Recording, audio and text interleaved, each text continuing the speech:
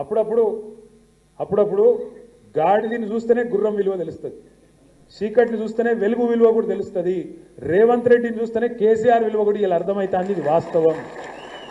కేసీఆర్ ఉన్నప్పుడు మంచిగా బ్రహ్మాండంగా పడుతుండే, టంగు టింగ్ అనుకుంటా మంచిగా రైతు బంధు పడుతుండే. మరి ముఖ్యమంత్రి గారిగా సేమ్ టింగు టింగ్ అంటే బాగుండదు కదా, అందుకేమనుకున్నాడు టకీ టకీ అని మొదలుపెట్టి పడా టకీ టకీ పడుతున్నాయి. రైతు బంధు టకీ టకీ, రుణమాఫీ జరిగిందా టకీ టకీ, కళ్యాణ లక్ష్మి పడుతుందా టకీ టకీ, ఒక్కటన్నా ఏదన్నా ఆ టకీ టకీ ఒక్క కాడ మాత్రం పడుతుంది. ఎక్కడ? ఢిల్లీలో మాత్రం మోగుతుంది టకీ టకీమని. ఇటుకెళ్ళి సంచులు మోయాలి, ఢిల్లీలో ముఠ చెప్పాలి, పదవిగా పడుకోవాలి. గంతే కదా, ఒక్కటే ఉన్నది టకీ టకీ అని దోసుకోవాలి. ఇక్కడ బిల్డర్ల కాడ, కాంట్రాక్టర్ల కాడ, భూముల సెటిల్మెంట్ల కాడ గదే పని. ఏం చెప్తురా 14-15 నెలలకెళ్ళి అంటే కదా ఒక్కటే పని మాత్రం జోరుగా నడుస్తూ ఉన్నది. ఒక్క మాట దయచేసి ఇక్కడికి వచ్చిన మా తమ్ముళ్ళు ఆలోచించాలి, ముఖ్యంగా చదువుకున్న పిల్లలు.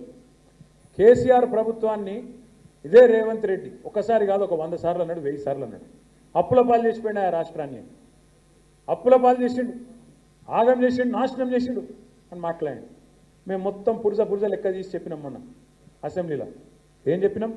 మొత్తం 10 ఏళ్ల కాలంలో తెలంగాణ వచ్చినాక కేసీఆర్ ప్రభుత్వం చేసిన అప్పు సంవత్సరానికి 41,000 కోట్లు, సంవత్సరానికి 41,000 కోట్లు. సరే, కేసీఆర్ ప్రభుత్వం అప్పు చేసింది.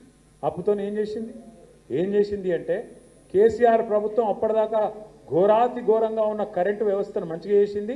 24 గంటల కరెంట్ ఇచ్చేటట్టు అద్భుతంగా రైతులకు ఉచితంగా ఇచ్చేటట్టు అద్భుతమైన ఏర్పాట్లు చేసింది. సబ్స్టేషన్ లేని కాడ సబ్స్టేషన్ కట్టినాం.